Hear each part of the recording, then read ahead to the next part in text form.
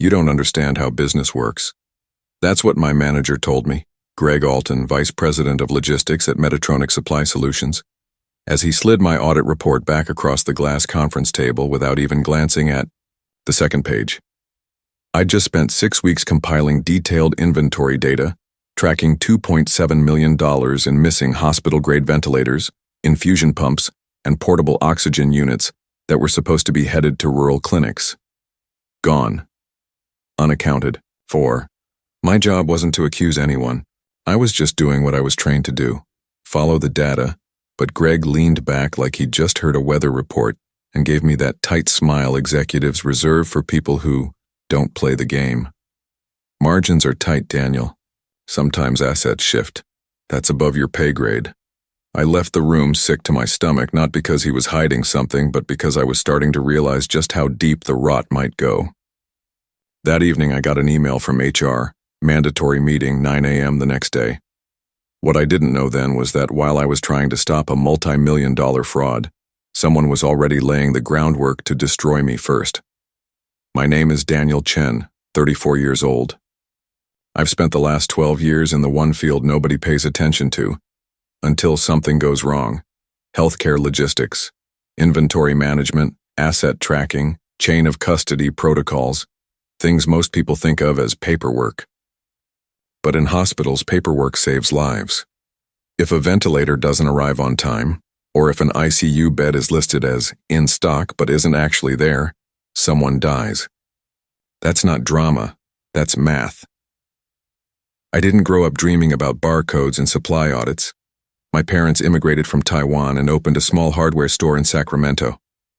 My dad handled the customers. My mom handled the inventory. She could glance at a shelf and tell you exactly what needed to be reordered. I didn't know it then, but I was learning to see systems, patterns, waste. After college, I landed a job at a regional supplier, then moved to Metatronics, one of the largest medical device distributors in the country.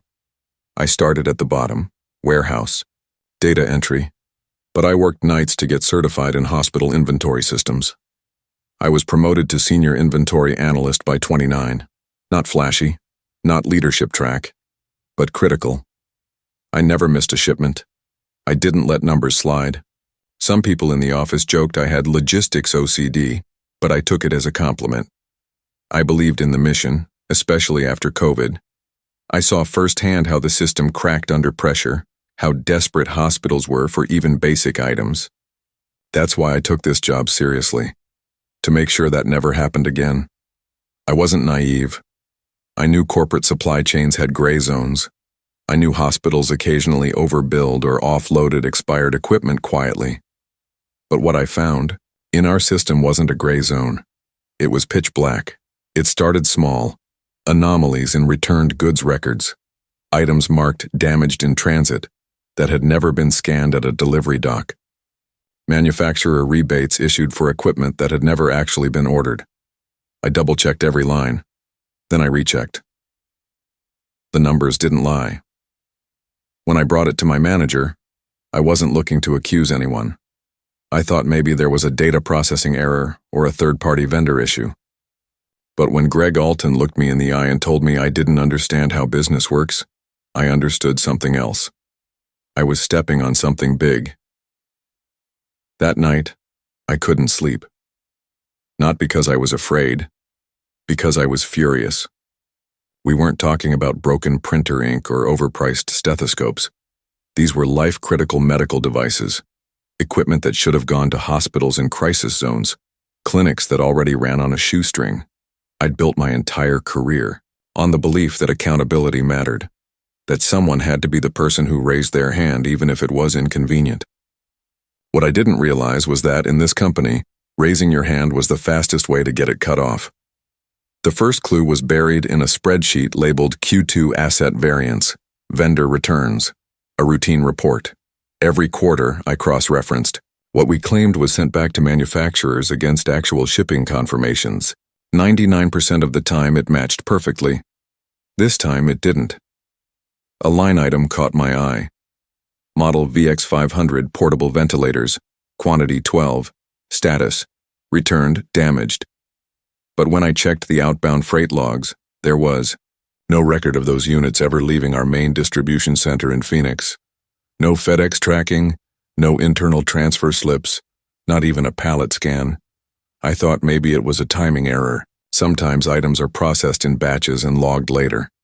But when I checked again a week later, another set of VX500s appeared with the same status. Same manufacturer, different return code, still no shipping record.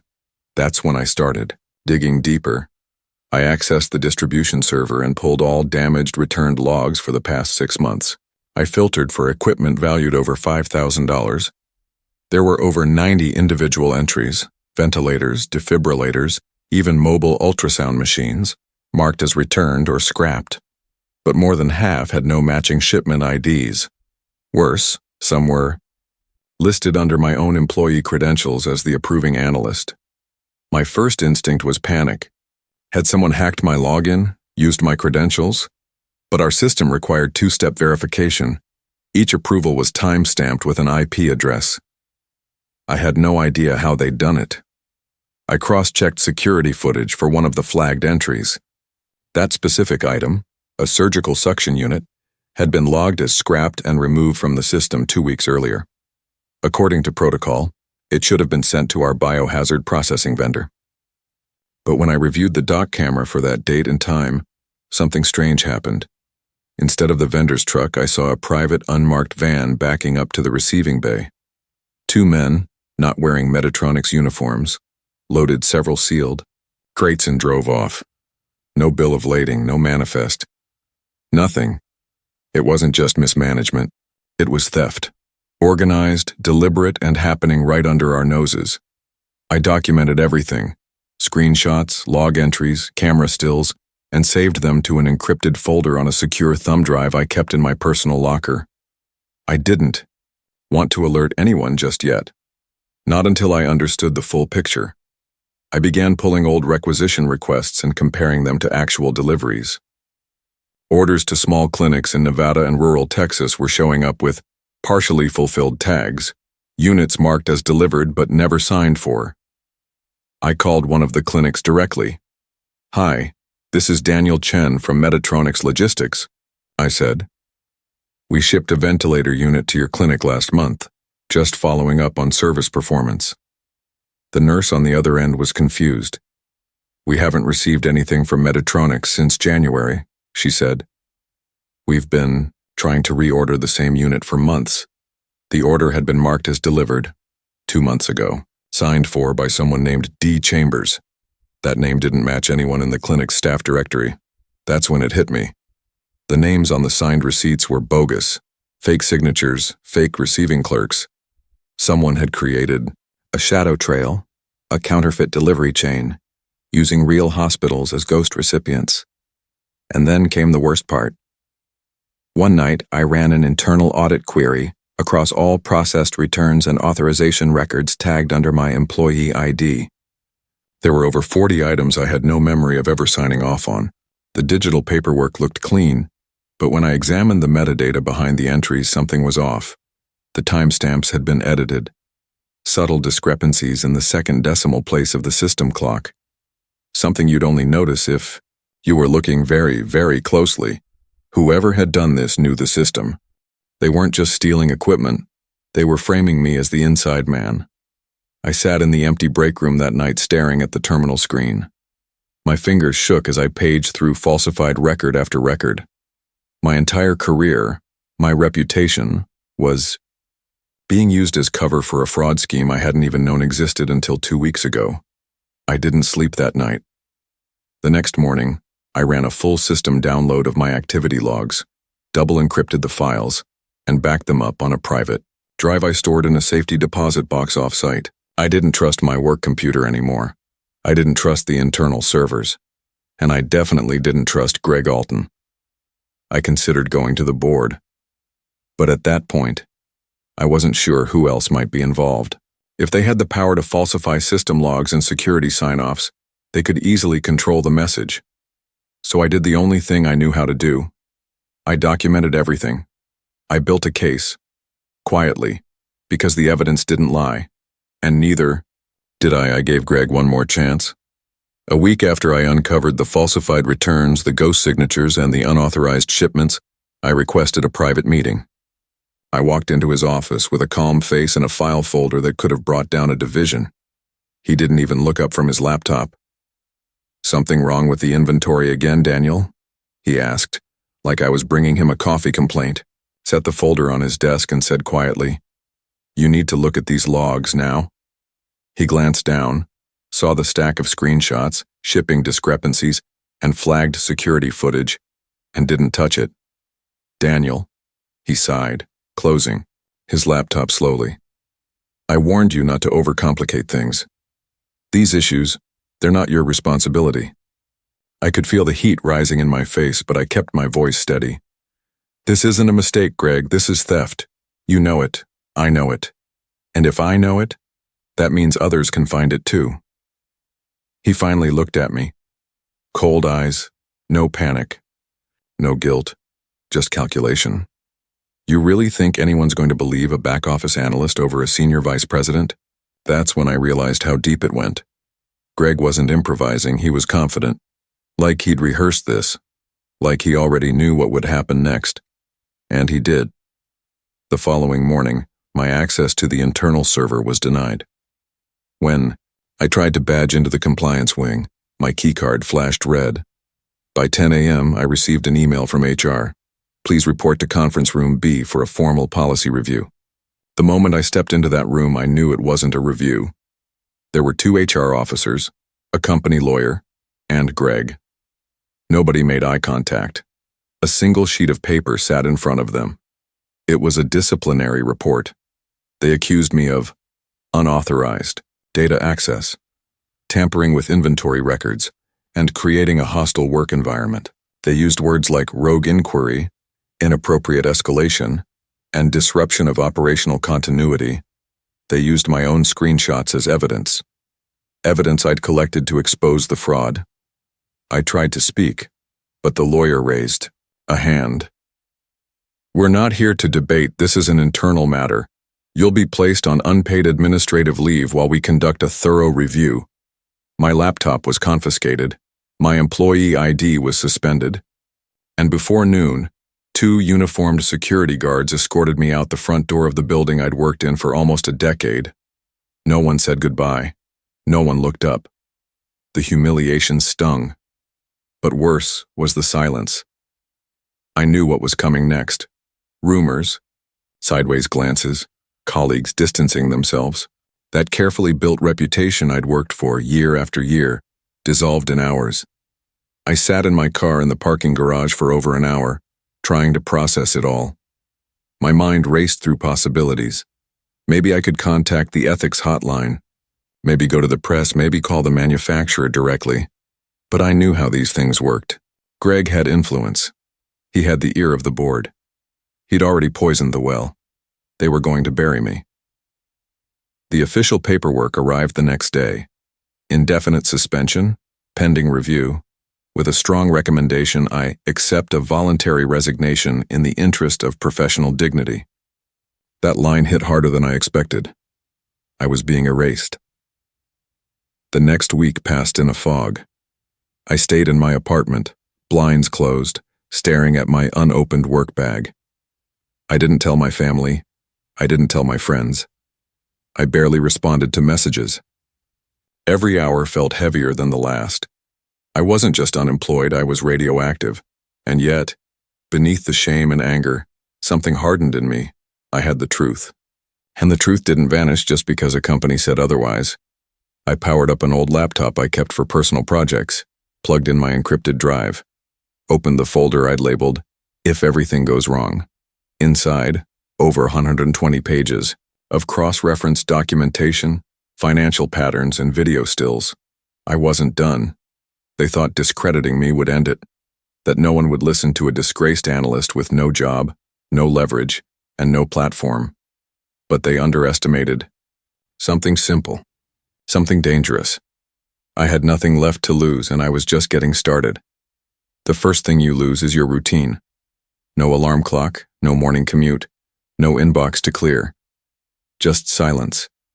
At first it feels like freedom, until the silence gets loud, and then it starts to echo. I spent the first few days walking from room to room in my apartment without direction. I checked my phone obsessively, half hoping for a call from someone, anyone at Metatronics who might say, "This is wrong," or "Hang in there." But nobody called. Nobody texted. When I checked LinkedIn, I saw that my profile had already been updated internally. Former senior analyst, just like that. Just like 12 years reduced to a past tense footnote. I thought about reaching out to my mentor in the finance department, Clara, but I didn't want to make her a target. In companies like this, even silence becomes self-preservation. The people who once shook your hand in the break room now pretend they never knew you, and honestly, I couldn't blame them. My severance agreement arrived by courier, 2 months' pay, contingent on signing a non-disclosure clause. In bold, employee agrees to make no public or private statements concerning the circumstances of their departure. It felt like hush money, blood money. I didn't sign it. I started to realize something else, something colder. They weren't just trying to fire me, they were trying to erase me. My name had been stripped from the vendor report system. My archived login history had been anonymized. Even emails I'd sent to procurement managers had been flagged as in violation of data policy. They were rewriting the past, but the documents on my encrypted drive didn't lie, and neither did the audit trail in the vendor systems I'd already copied. Still, what could I do with it? If I leaked it to the media, I'd be sued for breaching confidentiality. If I went to the manufacturers, they might alert Metatronics out of professional courtesy. And besides, who would believe a disgruntled ex-employee claiming a major medical supply firm was stealing from hospitals? I remember sitting in the corner of my apartment one night, lights off, just replaying the last conversation I had with Greg. That look in his eyes, not fear, not shame, just control, like he was already 3 steps ahead, like this was a game he'd played before. That's when it really hit me. This wasn't a one-time thing. This wasn't a few stolen units or a rogue manager looking to pocket a bonus. This was a system. A machine. Built to siphon off equipment, doctor the records, and bury anyone who noticed. I felt alone.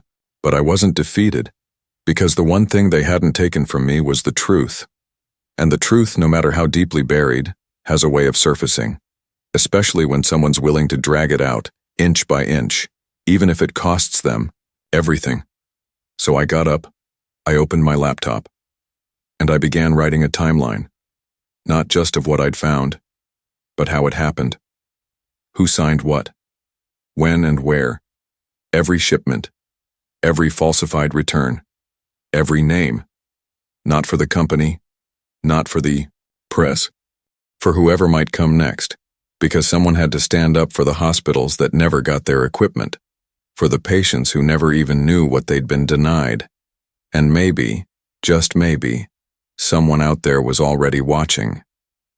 It was a Thursday morning when someone knocked on my apartment door, 3 short professional taps. I wasn't expecting anyone.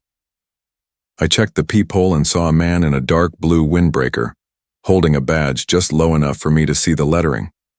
SOIG, Office of Inspector General, U.S. Department of Health and Human Services. I opened the door slowly. "Daniel Chen?" he asked. "Yes." "I'm Special Agent Carver. Do you have a few minutes to talk?" My chest tightened. For a split second I thought Metatronics had escalated things, maybe filed some legal claim I didn't know about. But then he said something that changed everything. "We're investigating potential fraud tied to federal reimbursements for medical equipment. We came across some unusual patterns tied to your former employer. Your name came up, not as a suspect, but as someone who might know what's really going on." I invited him in. We sat at my kitchen table, surrounded by unopened mail and cold coffee cups. I explained what I'd found: the falsified returns, the fake recipient signatures, the altered logs, and the fact that I still had the data. Agent Carver didn't interrupt. He took notes, nodded occasionally. Then he asked the question I hadn't expected. "Do you still have the documents?" I got up, retrieved the encrypted drive from the back of my closet. He pulled out a laptop, plugged it in, and began scanning through the folder. "This is clean," he muttered. "Cross-referenced, tagged. You even documented authorization patterns." "I used to build audit protocols for supply vendors," I said. "Old habit." He closed the laptop and looked up at me. "We've had our eye on Meditronics for months. They've been billing Medicaid and other federal programs for equipment never delivered to clinics on the reimbursement list. But we didn't have a way in. Too many layers, too many firewalls." "And now?" I asked. "Now we do." That afternoon, I was formally brought on as a confidential consultant to the OIG's fraud task force. Not full-time, not official, but protected. They issued me a secure laptop, gave me access to sealed financial documents, and asked me to do what I'd always done: follow the data. The deeper I dug, the worse it got. The stolen equipment wasn't just disappearing into warehouses or private clinics. It was being recycled through front companies, sold at marked-up prices to hospitals overseas, and occasionally funneled back into the U.S. under the guise of third-party donations. A laundering scheme, only instead of money it was medical gear, high-value government-subsidized equipment, and Meditronics wasn't acting alone. One vendor name kept showing up on falsified shipping logs: Globe Path Solutions, a logistics firm that claimed to handle overseas freight for medical NGOs. But their listed office in Miami turned out to be a UPS drop box. Their CEO had a LinkedIn profile that hadn't been updated in 5 years. It was a shell, a perfect cover for equipment diversion.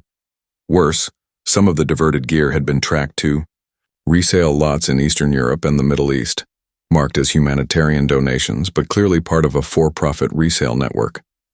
ICU monitors, defibrillators, oxygen concentrators, critical care devices that had been reported as damaged, scrapped, or donated. Some of those shipments were logged under my name. Greg had buried me in this, but now his own fingerprints were starting to surface. Emails routed through fake procurement chains, payment approvals tied to off-book expense accounts, high-volume shipments confirmed by clerks who didn't exist. And one more thing, a pattern of NDAs and severance agreements, issued to at least 3 other employees in the past 2 years. 2 from logistics, 1 from compliance. I wasn't the first. I just refused to vanish quietly. At the end of that week, Carver slid a file across the table to me during a secure debrief. "This investigation is about to expand," he said. "We've already flagged fraudulent claims totaling over $11 million tied to Meditronics and its vendors. And based on what you just uncovered," he paused, "we think that's just the start." I leaned back, staring at the ceiling, the fluorescent light buzzing faintly overhead. They'd tried to ruin me. They'd tried to erase me. But the thing about being invisible? You see everything. They called it Operation Clean Hands. But internally, among the task force, we nicknamed it the Recall, because we weren't just pulling stolen equipment out of the black market. We were pulling down the entire network that had made it possible. 3 weeks after I handed over the final audit trail, complete with vendor aliases, payment routing maps, and internal authorization flags, the operation launched. Quietly, efficiently, and everywhere at once. The first arrest happened in a conference room in Chicago during a quarterly performance meeting. Greg Alton was giving a slide presentation on streamlining outbound logistics when 2 federal agents walked in and asked everyone else to leave the room. They didn't need to raise their voices. Greg understood exactly what was happening. He didn't argue, he just nodded and placed his hands behind his back. I saw the footage later. Someone in the meeting had recorded the moment through the glass wall. No shouting, no denial. Just that same expressionless face he gave me in his office weeks ago. Cold, controlled, as if none of it really mattered. But it did. Simultaneously, agents raided Meditronics' Phoenix hub, Globe Path's Miami facility, and a leased warehouse in Newark that had been receiving mislabeled returns. They found over $8 million in medical equipment still wrapped in original packaging, some of it tagged with donation labels for clinics that didn't even exist. By noon, a dozen people were in custody: 2 Meditronics executives, 3 third-party vendors, one hospital procurement manager, and several logistics contractors.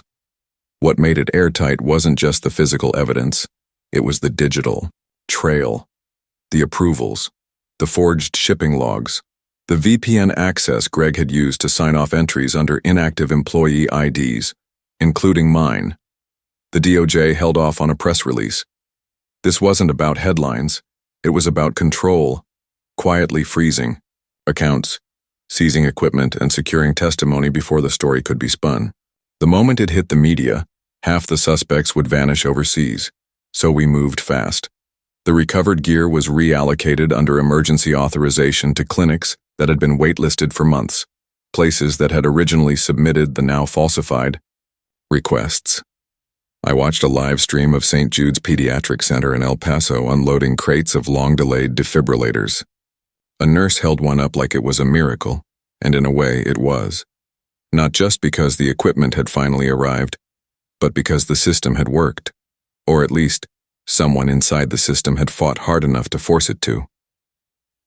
Later that week, I met Agent Carver and two DOJ attorneys in a conference room in D.C. The walls were lined with whiteboards, flowcharts, photos. At the center, Greg Alton's name, connected by red string to 9 other individuals and 3 shell corporations.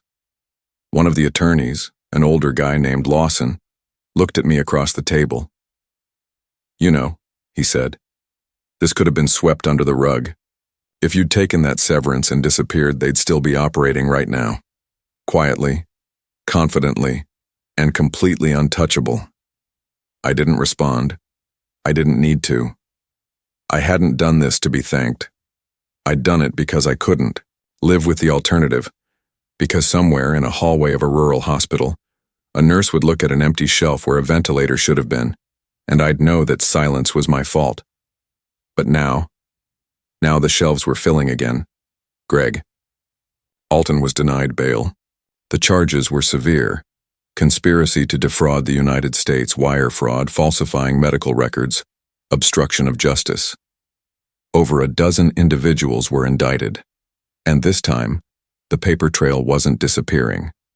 It was being submitted into public record. That weekend, I flew home to Sacramento to visit my parents.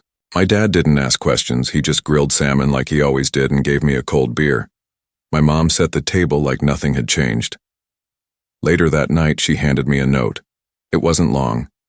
Just 5 words, handwritten in Mandarin. Good people will be rewarded in the end. I don't know if that's always true. I've seen too many cases where it wasn't. But this time, it was, and I wasn't done yet. Because what started as a single investigation had already triggered 2 more. One in Illinois, the other in Georgia. Same patterns, same fraud, same silence. Justice wasn't just served, it was scaling. People think justice is loud, sirens, headlines, courtroom showdowns. But most of the time it's quiet. It's someone refusing to sign a lie. Someone choosing not to look the other way. Someone documenting the truth, even when no one's asking for it. For me, justice looked like a cold office, a blinking cursor, and a decision. Stay quiet, or do what was right. Today, I consult for the National Healthcare Fraud Task Force, helping prevent the exact kind of system abuse I once uncovered. I work behind the scenes, training analysts, building audit flags, rewriting protocols. Most people will never know my name. That's fine. This was never about being known. It was about accountability, about making sure the right equipment ends up in the right hands, especially when lives depend on it. Sometimes doing the right thing won't make you a hero. It won't win you applause.